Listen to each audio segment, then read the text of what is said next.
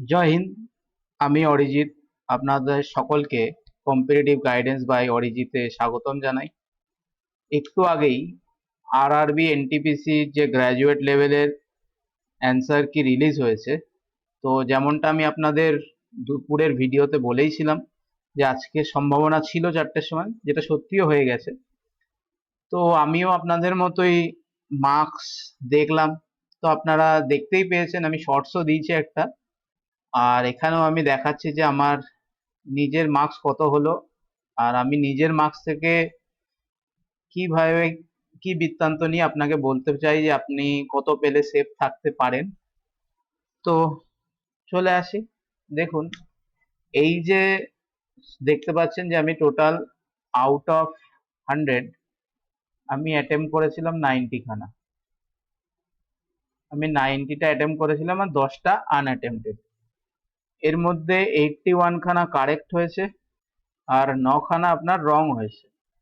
এই 9 খানা মেনলি আমার জিকে ছিল। ঠিক আছে, যে জিকে আমার ভুল হয়ে গেছে।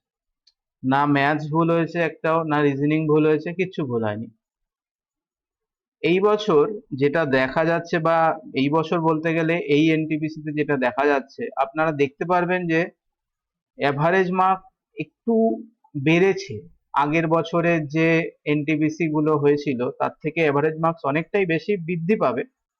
তার পরিপ্রেক্ষিতে অনেকগুলো কারণ আছে। দেখুন, অনেকগুলো কারণ বলতে তার মধ্যে প্রথম কারণ হচ্ছে যে আরআরবির যে 2024-এর রিক্রুটমেন্ট গ্র্যাজুয়েট এবং আন্ডার গ্র্যাজুয়েটের, সেই দুটো রিক্রুটমেন্ট পুরো পেন্ডিং, এখনো ফাইনাল রেজাল্ট বাকি।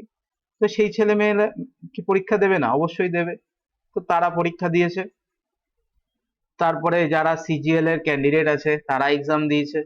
আপনারা সেই জায়গাটা দেখতে পাবেন যে কাট অফ মার্ক একটু হাইয়ার এন্ডে যেতে পারে। আর তাছাড়াও এই বছরে একটুখানি আপনার যে কোয়েশ্চেন লেভেল সেটাও মডারেট ছিল। খুব বেশি টাফও না, খুব বেশি ইজিও না, একদম মডারেট লেভেলে গেছে। তো কাট অফ এই বছর হাই যাওয়ার প্রবাবিলিটি আছে।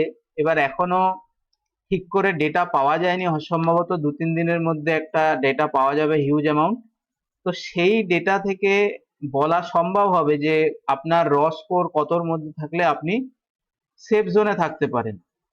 তো আপনারা এই যে স্কোরটা আমার দেখলেন, এবার আপনারা কমেন্ট করুন যে আপনাদের কার কিরকম স্কোর হয়েছে, কে কতটা এক্সপেক্ট করেছিল তার থেকে কতটা কমে গেছে বা বেড়ে গেছে। আরো একটা ফ্যাক্টর কিন্তু এখানে কাজ করবে, সেটা হচ্ছে রং অ্যান্সার। দেখো, ছেলেমেয়েরা কি করে, মাস কমপ্লেন করে একটা কোশ্চেনের বিরুদ্ধে, সেই একটা ঠিক কোশ্চেন অনেক সময় ভুল করে দেয়।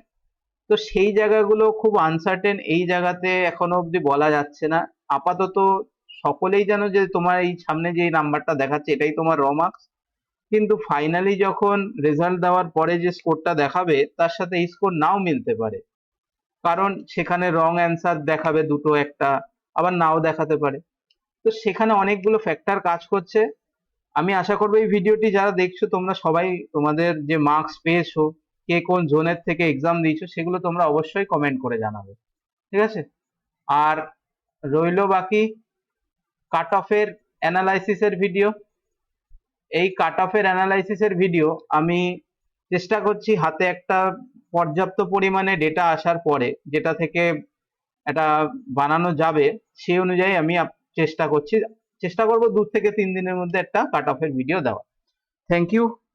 আজকে আর বেশি লম্বা করব না, কারণ ভিডিও এই বছরের মার্কস দেখে খুব একটা ভালো লাগলো না। তো তোমরা সকলেই জানাও। Thank you.